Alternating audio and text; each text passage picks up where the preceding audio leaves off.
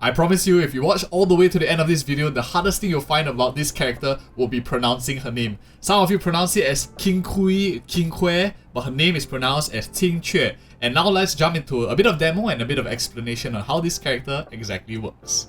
Her kit revolves around completing 4 of a kind in a set. So think of it very simply as imagine it like a poker game where you're trying to get all of the 4 of the cards in your hand to be of the same suit. For example, like diamond, like hearts, and etc. So each time a team member takes a turn, she will draw a card, or a tile in this case, and she can also force herself to draw an extra 2 tiles where she presses this enhanced state. So I'm going to go ahead and press an enhanced state, and this enhanced state costs us 1 skill point each time we press, except with a major trace, the first one is free.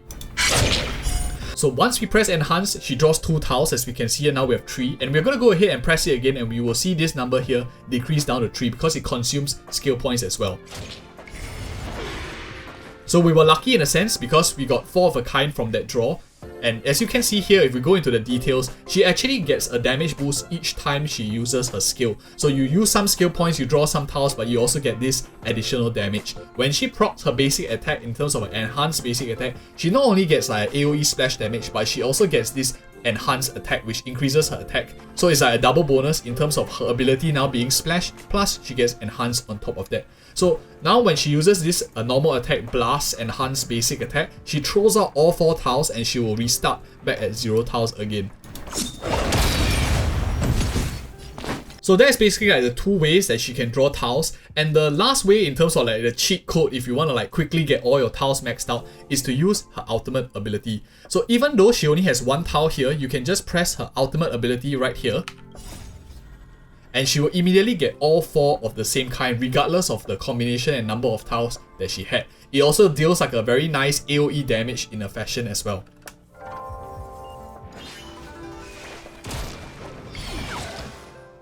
So as we can see here, now she has all 4 of the kind. This is like a fish icon here. You can only get this fish icon using her ultimate. Otherwise, you won't be able to like draw it accordingly. There's no difference. It's just showing you that its ultimate was used as well. In terms of Qingque's traces, you want to level them all up equally as you're going on the ascensions. She gets value from all 4 of them. For basic attack in terms of dealing damage, ultimates in terms of dealing damage. She gets also this enhanced state percentage increase in terms of the attack buff as well. And of course, if you use her skill more often, you get this like stacking buff which increases as you level it up as well. So you want to focus on all 4 of them. She's a character that likes quite a bit of heavy investment. All her major traces here are also very useful. I think one in particular would be Tile Battle, which basically allows your first draw of a particular battle, her first skill draw, to be like completely free as it refunds that skill point as well. The other 2 major traces are pretty good as well, with bite time increasing the skill damage buff by 10%, which is on top of what we see here in terms of skill. So the number that you see here, you plus 10 to that, is quite significant as well. And of course, we have Winning Hand here, the other major trace that we will unlock later on at Ascension 6. Once she casts basic attack, enhanced basic attack, she gets a nice speed buff. One of the rare characters that has a self speed buff outside of like the Hunt class characters. So it's really, really nice to have. Other than that, in terms of like minor traces, I'll be focusing more on like the offensive ones. As you can see here, I skipped out on this defense one because she's a bit more offensive than defensive in that sense. Alright, so now let's talk about optimal light cones. There are many light cones that Qingque can use. The one that I'm currently using now is the Seriousness of Breakfast. For those of you who don't have this, don't worry, you can actually get it right here from the Forgotten Hall. So if you go into the Forgotten Hall's light cone manifest, after you complete like a certain number of rounds, you can actually clock up enough of these Lucent Afterglow. So once you want to, you can for example just pick it up in the shop here, and eventually if you have enough of these tokens, you can get it to a max superimposition level as well. So not to worry if you don't have it currently as well. One other alternative, although it's of course pay to play, this is the Battle Pass one that she gets. It basically increases the wearer's damage based on max energy. Qingque has 140 energy, so this definitely does add up quite a bit, and this is only at superimposition 1. I think it's very strong for her. If any of you are like pay to play, this is one that you can consider picking up for Qingque as well. Pretty versatile too, can be used on most EODGamer characters. And for those of us who have this Make the World Clamor, this is also pretty decent. If you're entering like a lot of PvE content, this extra energy regeneration does let her have better uptime on her burst. And also, this ultimate damage is not going to be like super significant because a lot of her damage does come from her enhanced basic attacks. But she does still do some damage in terms of ultimate, so this second part is helpful as well. Good 4-star stats. If you don't have a choice, this one could also be a nicer fallback option. But I do prefer like the seriousness of breakfast for the most part. Other than that, for those of you who have Himiko's Lightcone, you can also buy this from the shop once you have 600 of the glitter as well to exchange it in the shop for those of you who want to. And for every enemy on the field, you basically get an attack increase up to 5 stacks, 5 enemies on the field. And when there is an inflictor of a weakness break, the damage dealt of the wearer increases by 30%. Very strong, very generic, can be used by a lot of erudition characters as well. So if you do have this, I think it's pretty good for Qingque too. And other than like the 4-star and 5-star Lightcones, I think one 3-star Lightcone that will stand out would definitely be Passkey. So if you all don't have those additional stats, because damage dealers generally like the higher stats of higher tier Lightcones, this one is also pretty interesting as it allows you to generate extra 12 energy every time you cast a skill. This effect can be triggered 1 time per turn, and a lot of you might be wondering, if you use a skill and do you get 12 energy, and if you keep using the skill, can you actually use this to regenerate to a full burst? So let's just check it out real quick. Okay, so now let's take a look. We're going to use E once to get the 12 energy from Passkey. So we got the energy. Let's try to cast it again and see whether we get more energy.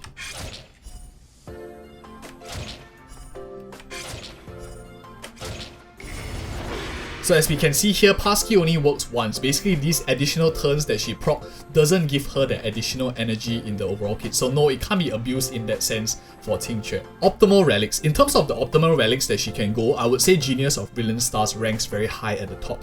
She can use every single stat, and this defense ignore is really tremendous. For those of us, maybe we don't have this yet and want to like farm it later on, we can of course use Massacre of the Wild Weed. We all know this one already. As well as we also can use the Teeth of Shooting Meteor. Just nice break damage that we can use as well. Other than that, in terms of planar ornaments that I will be thinking of, I think Inert Salsoto is really strong with a good amount of crit rate in the substats here. She generally does like to build crit rate and crit damage, so you can also use in terms of this additional stat that the Inert Salsoto gives as well. For those of us slightly later in the game, I think the Celestial Differentiator is also a really strong set to have, especially if you have like a significant amount of crit rate.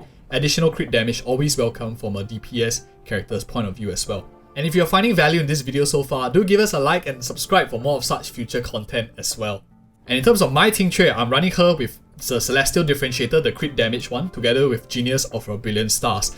In terms of stats, in terms of like substats and main stats I'm looking for, I'm generally focusing on crit rate, crit damage, attack, and maybe some sort of energy restoration rate if possible. And of course, last but not least, is speed is I think very key too, because she does like to take more actions. So as you can see here, I'm just looking for stuff with like a bit of speed, a bit of crit damage. These are stuff that are really helpful for her. In terms of main stat for the chest, I'm running crit rate, with looking for, of course, nice to have a little bit of speed, a little bit of attack for her overall kit as well.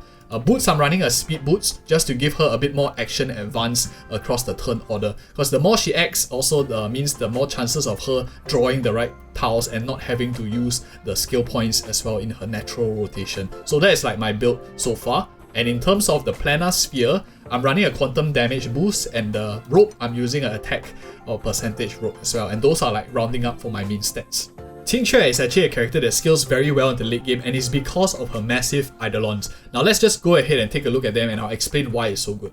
Straight up, ultimate deals more damage, 10% at E1. Nothing fantastic, she deals a lot of damage through her enhanced basic attacks, but still nice to have more damage. And Sleep on the Tiles is really strong as well, because every time a draw tile is triggered, she immediately regenerates 1 energy. Every time a teammate takes a turn, she draws a tile, so this is also basically free passive energy regeneration for her as well. And E4, right on the tiles, I think this is a really strong one. This wall of text here, let me just go to summarize it real quick. Every time she uses a skill, she has a chance to gain this buff.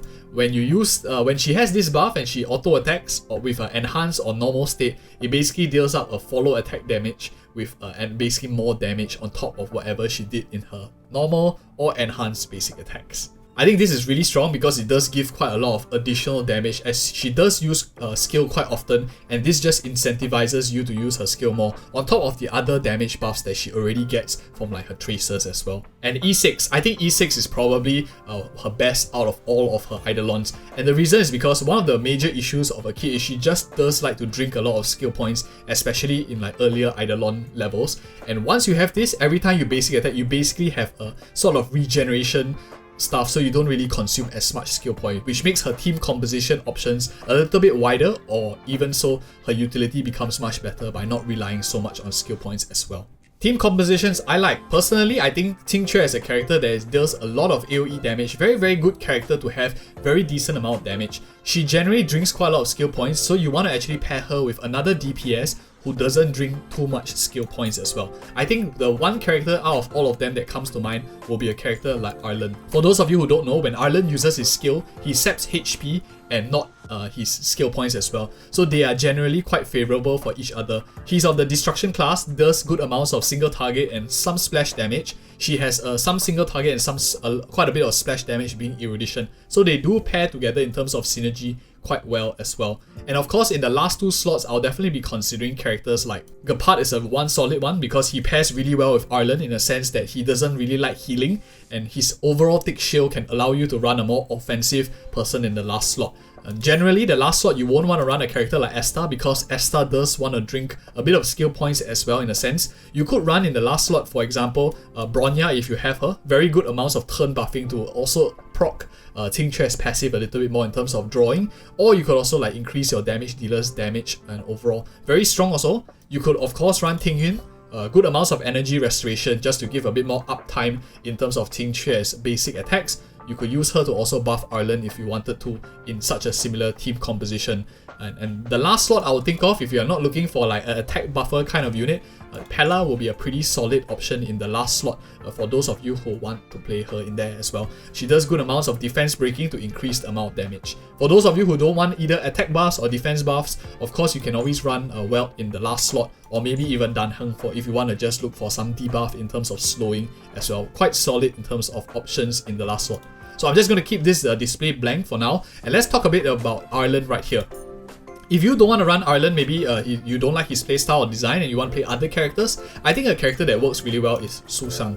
The reason why Su Shang works very well is because when she uses her ultimate ability, she gets to act again. And the more your teammates like take their turn, the more she benefits in terms of activating the passive as well. But one thing to note is that she doesn't really benefit her in terms of the ability to use to save skill points, because Su Shang also does like to use her E quite a bit, and that's something to know.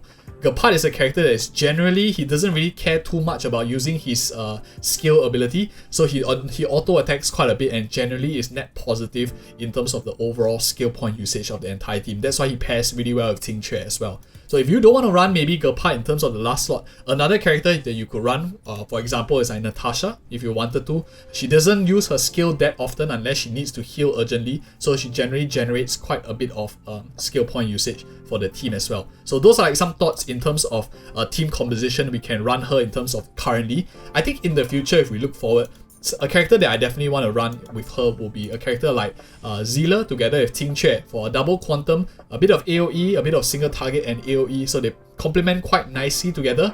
And in the last 2 slots, I'll definitely be swapping this out. For example, a Silver Wolf who is coming in future, who will actually drop quantum weakness on the enemy if we have a full mono quantum team. And the last one will of course be a character like who's going to come out is like Fu Xuan, who is said to be a quantum preservation character. So she adds a very nice defensive mix to this overall team. And if you found this content helpful, do like and subscribe for more of such future content as well. It really helped the channel grow and reach out to more people too. Do check on these 2 other build guide videos, and we already have done quite a lot of build guides on the channel as well. And thank you so much for watching, and see you in the next video.